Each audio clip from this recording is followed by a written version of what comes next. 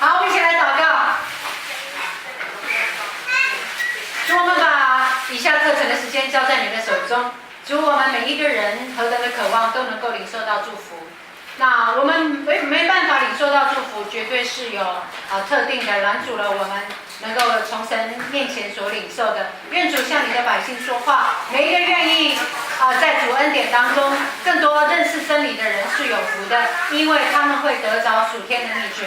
谢谢耶稣，愿你把话语赏赐给我们，奉耶稣基督的圣名祷告，阿们。好，我们进到第8课，所有课程只有9课，今天已经到第8课。第8课我们要讲到奉献。奉献有2个面向，为什么我们会讲到奉献？好，小朋友吃饭就不应该再讲话了，只有饭在你的嘴巴里面，没有话在你的嘴巴里面哦。好，奉献，我们说有给就有给我们的，这是第一个原则。如果我们没有给，很难神给我们。很多时候你可以看见孩子，我们说，请你把你手上的那一颗糖给我们。当他给我的时候，我就给他一整包了。但是他如果紧紧抓住他那一颗，我想什么都换不到。因此，奉献是领受祝福，所有祝福的第一个原则。那我们讲到领受祝福有2个管道，好，请你特别把它写下来。你希望在财务上有祝福的，请举手。好，在财务上财务上有祝福。那财务上的祝福的管道是什么？第一，上礼拜胡牧师有说，要遵守神的话，才能够领受到神的祝福，对不对？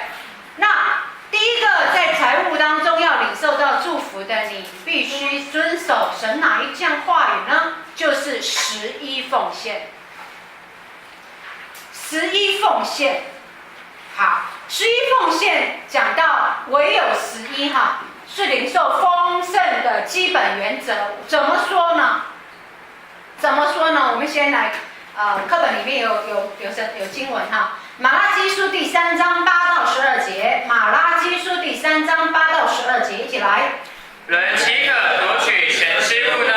你们竟夺取我的供物，你们却说我们在何事上夺取你的供物呢？就是你们在当纳的1/10和当献的供物上，因你们通国的人都夺取我的供物，咒诅就临到你们身上。万军之耶和华说：你们要将当纳的1/10全然送入仓库，使我家有粮，以此试试我是否为你们敞开天上的窗户，倾福于你们，甚至无处可容。万军之耶和华说：我必为你们斥责蝗虫，原文是吞噬者，不容它毁坏你们的土产。你们田间的葡萄树在未熟之先也不掉果子。万军之耶和华说：万国必称为你们为有福的，因你们的地必成为喜乐之地。好，上礼拜胡牧师说，在主的爱里面，当我们爱主的时候，就会遵守神的话。因此，伊甸园里面问题在于哪里？问题就是在于没有去遵守神的话，以致罪就来了。因此，罪是什么？当我不遵守神的话，罪就来了。那神特别在丰盛的祝福里面有讲到，特别在马拉基书，他说：人岂可夺取神之物？接下来不断的夺取。你看他会讲到几个夺取，人岂可夺取神之物？你们竟然夺取我的供物，一直讲到夺取，总共有几个夺取？原来我们说，当我们有10分的时候，只拿1分给神，那我们想，神会用到钱吗？根本不会，对不对？他为什么设立这一件事情，在我们的生命里面，在我们的生活当中，也是回到伊甸园的一个基本原则，看你有没有照这个原则去做。如果分别善恶树跟生命树，分别善恶树是不能吃的，你就去吃，就怎么样？犯了罪了，对不对？那既然神说11奉献，他透过这个11奉献，你如果连这一个东西都没有办法做，你说不到爱神。那既然我们连11都没有做到，代表什么？代表我不遵守神的话。那就是罪了，那就是罪了。你不用说你要做到2/10、3/10、4/4，那我为你感谢神，因为你在神国的摆上，神绝对会纪念你。但是有一个原则，就是1/10是神所怎么样命定规定的。那当然，我如果不遵守11，就是罪了。所以为什么很多没有遵守11的人，你会看见他在财务当中是缺乏的？因为罪就带来怎么样仇敌的攻击，罪就在神的面前怎么样没有办法有义的事情发生，仇敌就会在神的面前控告你，你不遵守你的话，他是犯罪的，你怎么能够祝福他？因此，神本来原本这个月要照着10万块给你的，你没有做，当他要给的时候，魔鬼就讲掉了，魔鬼拦阻了，因为你没有照神的命令去走，你怎么可以赐福给他？因此，为什么你常常会在财务当中失落？请问你有没有遵守神的话？很多弟兄姊妹在告诉我，他没有办法做11奉献。那我问他，你有没有守安息日？你有没有守安息日？他也告诉我，他没有办法在礼拜天，甚至每一个礼拜每一个时刻他都要工作，因为他缺乏。问题就来了，神给我们祝福的管道只有2个。神，也就是说，神给我们的基本命令规定，他看你爱不爱他。罪有没有产生？只有2个，很简单。在伊甸园里面也只有一个命令，就是不要吃分别善恶树。现在他给我们的也只有2个命令，一个是什么？守安息日。第2个是什么？11奉献。那就在这2个事情当中，如果你是没有在这2个祝福的管道，安息日可以换来什么？你知道吗？一个不常守安息日的人，常常不在安息日做安息日的时候，第一，你会发现你的平安被攻击，你的身体被攻击，你的健康被攻击，你的祝福就被攻击。为什么？因为神明明在10诫里面说，他祝福怎么样？安息日。所以守安息日是让我们一个礼拜有没有一天，我们说重担压力已经到了一个顶点，一个礼拜7天之内一定要有1天把整个怎么样休息下来，把我们的灵归给神，因为我们是什么做的？神的灵做的，我们才成为有灵的活人。你要知道，第一礼拜1到礼拜6，你的灵已经快怎么样？快没有了，你知道吗？今天充满了，礼拜天充满了，对不对？什么时候就没有了？有人说拜一个低谷啊啦，礼拜6、礼拜天是属灵的高峰啦哈，礼拜1的属灵的低谷啊哈，你看我恐怖。所以你到礼拜6之后，你还没有到礼拜天去接受神的灵的一个充满安息，甚至在神的同在里面接受神的那一种满足。我要告诉你，疾病绝对找上你，平安绝对不会在你身上发生。好，祝福，神说他祝福怎么样？第7日，所以你一定要把它写下来。领受祝福的2个管道，就是11跟安息日。11是领受财务上的，安息日是平安、祝福、健康。所以很多愁苦的人告诉我，他没有钱啊，没有钱就万万不能啊。那怎么来做安息日？礼拜天是不能够的。我告诉他说，那我也没办法，因为神只有这2个祝福的管道，其他没有，以至于是你自己塞住了所有祝福的管道，我没有你办法。除非你愿意降服在神的话里面。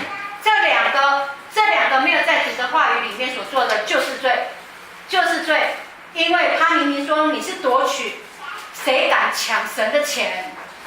什么人的钱都可以抢，你想喝大，敢抢神的钱？11里面，你有10，你要想到10是神给你的，拿1只是试试你愿不愿意在这一件事情上爱我，因为爱我的就是遵守我的话。所以，你如果一直在财务上缺乏的，你真的要好好思考，好好思考。有很多做11奉献之后的见证那是多而又多的，每一个人可以自己去领受。并且他说，他说，神说，就是你们在当纳的1/10和当献的供物上，因你们通国的人都夺取我的供物，什么就临到你身上？还是讲得得很明显，太明显了。这句话不是我讲的哈。当你偷1/10的时候，你连神的话都偷，连神的钱都偷，当然咒诅就怎么样临到你身上。请问11比较重要还是咒诅比较重要？神咒诅你了，领受咒诅了，1/10算什么？1/10算什么？我问你，如果有人抢你10万块，你生不生气？如果有人凹了你的钱，偷了你的钱，你生不生气？会生气的请举手。对嘛？人抢了你钱，你都会生气了，你抢他的钱，生不生气？也会生气啊，也会生气。那所以你为什么不得祝福？没有给你咒诅的礼拜。好，神告诉你，咒诅就临到怎么样你们的身上。但是，如果1/10，神给我10，我只要给1，我们都赌博过哈，这会合哈，这绝对会合。好，就是赌1赔10啊，有没有？我落1块，伊还赔我10块，我放1000，伊还赔我偌济？1万，这会合吧？摕数学计来算，这绝对会合。算利息的人，1万块算偌济利息？算偌济？1万块利息偌济？即摆银行应该是1点多而已，对不对？贷款较侪啦，2点多吧，哈，对不对？所以1万块利息多少？偌济？1万块利息偌济？有乘偌济啦？嘿，100块嘛，哈，100块。请问神的10倍有没有比这个多？有没有？超太多了，好不好？谁也都知道在神国赌这一把，绝对是好的，对不对？但是不是赌，而是愿意爱神、遵守神的话。那神说，如果你当纳的1/10全然送入虎库、仓库，就使我怎么样？我家有粮。11奉献是给谁的？给神的家的，给教会的。那给神的教会，使神的教会，我跟你讲，神也没拿到，对不对？神要让我们在教会当中，请问你刚才吃饭谁出的钱？请问你住在这里，房租谁付的？请问你在这里吹冷气，电费谁出的？水费谁出的？对啊，那你为什么不对你的家付上一点代价？你的1/10是养神的家。那你既然连这1/10都不养神的家，请问你先生赚钱都不给你，你会怎样？啊，切，离婚！你不养我啊，你连基本的一个什么养育我的责任都没有，养育家的责任都没有，请问你嫁给他干嘛？对不对？请问你为什么不给神的家？你为什么不养神的家？甚至在教会里面有干事、有牧师的费用，你都不付啊？难怪神说你夺他的钱，一点都没错，一点都没有错，你知道吗？神都没有冤枉你啊！教会你在这里享受，然后却不付上任何一点代价，你真的抢夺神的钱。那如果你这样子做，神会你使神的家有粮，神可以说，你可以去印证看看，是否我为你敞开天上的窗户，祈福于你们。好，万军之耶和华说，当我们说我赚很多钱的时候，但是我用很多钱去买药吃。我赚很多钱的时候，但是我用很多的努力赚很多的农作物，但是一下雨、一天灾、一有虫，结果把你所付上的努力跟代价全部吃光光。这就是在你的咒诅里面了。神告诉你，当你这么做时，当你有11奉献的时候，你使神的家有粮，他不仅倾倒天上的窗户，让你无处可藏，甚至他会为你怎么样斥责蝗虫，原文叫做什么？吞吃着。原来你身边一直在漏财，你知道吗？你的家人，随便我们的孩子为什么也一直生病，一直有很多事情出来，有一些意外的事情一直在漏财，你忘记有吞吃者。你忘记，当你没有这么做的时候，我说仇敌会在你身上有极大的控告，你不仅没有办法领受神的祝福，而且把你自己放在仇敌的吞吃里面，神没有办法出手，因为不符合他公义的原则。不符合他公义的原则，因为你错了就是错。主断不以有罪为无罪。神是圣洁的，罪是非常影响到我们领受神的啊。好，接下来他说，他不仅为我们斥责蝗虫，原本吞吃者要来吞吃，因为你有11奉献，他就怎么样，不容他毁坏了我们的土产。你看多好。那并且在我们的葡萄树，有些时候因为不够健全，我们种的葡萄树种的一些东西还不到熟成的时候就一直掉。特别说今年的酸亚是最少的，为什么？为什么今年酸亚特别少？有种酸亚的请举手。恁家朋友有种酸亚举手，跟我讲一下为什么今年的酸亚较少？叫含量冻结袂开花。会是啊。甚至还未到就拢啦哈，所以收成就怎么样，受到很大的影响，对不对？以至于说，如果是这样子，你会发现这是不是你在11奉献当中没有做到，让仇敌不断的攻击你的财物？那如果你做到了，神会使你田间的葡萄树在未熟之先怎么样，不掉果子，不掉果子，也就是可以让你成功。完整的收成。好，耶和华万军之耶和华说，你会发现神很定义的，你知道吗？当他要说这些事情的时候，你会发现那个开头是什么？万军之耶和华说，万军之耶和华说，我奉我的名自己说，也就是我打着我自己的名来打包票。所以重不重要？很重要。万军之耶和华说。也就是我拿着我万军之耶和华的名，为我自己所说的话下怎么样？下很大的一个定义，而且定准。好，万军之耶和华说，万国必称为你们为有福的，因为怎么样？你的地必称为喜乐之地，绝对不是你家的哀哭之地。拢无钱，拢艰苦，礼拜天还要奉献，来到教会礼拜天都无谈。我跟你讲，礼拜天无谈。拜一个拜到你也看够较多，对不对？是，非常的是。好，接下来我们回到最前面，奉献有2个面向。好，一个人是奉献你的人的。保罗在罗马书12章说，所以弟兄啊，我劝你们，接下来将身体献上，当作活祭。有很多人是愿意把自己献在主面前的，那叫做献身。好，献身自己，包括我们在教会里面的服事同工，我们都愿意把自己献在主的面前，那是神所喜悦的啊，这是献身。那另外一种不是献身的，就是怎么样献给神分别为圣之物。好，第二，只献给神分别为圣之物，包括金钱、物品、圣殿。好，还有我们用金钱来奉献的，让教会能够自己去看看哪里有需要，然后就让他们自由的去做。还有在教会里面还会有感恩的奉献，比如说我突然有哪一些，我觉得我病得医治了，我领受哪一样祝福，那开任何其他的感恩的哈，那也要为谁开感恩的，包括为人。为牧者、为传道、为建堂，那都是由你甘心乐意的，这都是献分别为圣之物。所以奉献有2个面向，是你把你自己献上，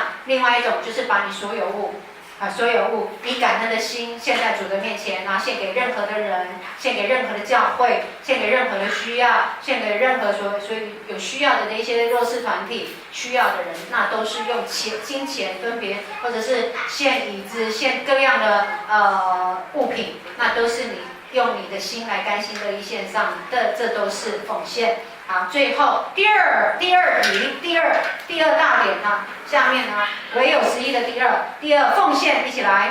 奉献是承认神是你的主宰，一切东西都是出于神的赏赐，无论是生命、财产、时间，都是从神而来。我们是管家，受托来管理的，不可做钱奴。好，奉献。除了我们说这是神的命令，爱神的人就必遵守他的命令。奉献就是怎么样承认神是你的主宰。当我愿意遵守神告诉我分别善恶树不可以吃，我就分别善恶不可以吃。我什么事情都听神的话，就代表神是我的主宰。神是我的主宰，一切东西我都相信。我们说，把自己任何一点点骄傲都不要。你很会赚钱，你赚很多钱，一切都是神的赐福。不要有任何一点点的骄傲。你很有口才，甚至你很努力，甚至你可以把天上的小鸟骗出来，把别人口袋的钱骗到你的口袋里面。你有多厉害？都不要为着你一点点的厉害跟努力骄傲，因为一切的赏赐都是怎么样？都是出于神的。所以来到主的面前，我们可以奉献我们的时间，奉献我们的生命，很多东西我们都是出于神的，我都知道奉献给神，回到神的面前，因为我们只是管家。神给你一间房子，你就管一间房子；谁给你多少的产业，你就管多少的产业，因为你是管家。有办法，你把房子带到天上去。有办法，你把车子开到天上去。神给你地上的一切所有，是给你管的呀，管而已。所有权在谁的手上？神的手上啊。所以给你，你就好好的管，照着神的心意来管，你不要占为己有啊，就利用娘娘哈。所以你是管家，有人管得多，你就感谢神，越多烦恼越多了，对不对？烦恼越多，所以好好的照管神。当你把财物，帮你把金钱，帮你把房子、车子视他们如命的时候，其实你就在做那个奴才。很多人做钱的奴才，很多人做房子的奴才，很多人做车子的奴才，很多人只要你超过那个界限，都做那个事情的奴才。所以要小心，一切都是神赏赐的，我们只是管家，受托来管理的。第三，一起来。供应教会的需要，奉献是感恩，是本分，是经历神的应许和丰盛的回应。你如何爱神的家？你如何做家的一份子？神如何爱你的家？要同心一起爱护神的家。好，奉献不仅说供应神教会的需要，奉献本身就是一个感恩的表现。奉献本身就是一个我很感谢神，让我拥有这一切，让我拥有房子、车子各样的财物。奉献本身就是一个对神的感恩，是本分。你在神的家享受太多，每一个人对你的祷告，每一个人对你的关心，都是因为每一个人在神面前从神领受他甘心乐意的付出，没有一个人是应该的，对不对？没有一个人应该就是你来打扫教会，就是你应该你来做什么，就是应该。每一个人都是带着服侍，因为爱主爱人的心，都是用这样子的心来服侍你的，所以没有任何一个人是应该的。那爱我们的家是不是应该？如果有人去抢你的家，破坏你的家，抢了你的孩子，抢了你的财物，你会怎么样？以命跟他拼，对不对？但是你为什么破坏神的家？你为什么破坏神的家？除了不供应他一切的需要之外，我说我们每一个人做家庭里面一份子都要有责任的，都要有责任的哈，不能够像浪子一样出去就不管家的哈。好，大儿子有大儿子的责任，小儿子有小儿子的责任。好，当然你越有责任心，你的责任就会越大。那你为神做一个忠心有责任的管家，那是好的。好，神也必要纪念你。所以你若不爱神的家，怎么叫神爱你的家？所以你要神去爱你的家，请你先爱神的家开始。我再说，每一个人都很爱自己的家，爱自己的家人，爱自己家里面一切的丰盛。但是你却不爱神的家，你叫神怎么爱你的家？我相信这是相对的哈。所以在教会里面，我们不仅学习彼此相爱，还要记得里面任何纷争、嫉妒的事情都不要，都在破坏神的家。神必要破坏你的家。你的家儿女常常纷争争吵的，甚至夫妻常常争吵的，真的不是恩典，真的不是恩典，真的不是在主的同在里面。所以一定要常常记得这一件事情。你如果要神在你的家蒙受祝福，你要先爱神的家，照着神的次序，照着神的话语，一起爱护神的家。最后第四，补充领受祝福。在教会里面，我们常常听到，像过年有一些人会领受一些祝福，特别像有人会送一些红包啊，会送一些对你的一个感动，或者是有一些吃的，我们都会彼此馈赠。那我想有些时候我们因为面子的缘故，都不太爱收取别人对我们的一些好处了哈。那我想带着一种让这个人若给你，他可以从神领受祝福。那不要在你的面子当中拦主人领受神的祝福。所以在我们当中有彼此在吃的东西的馈赠，或者在一些东西的馈赠，我们就甘心乐意的领受。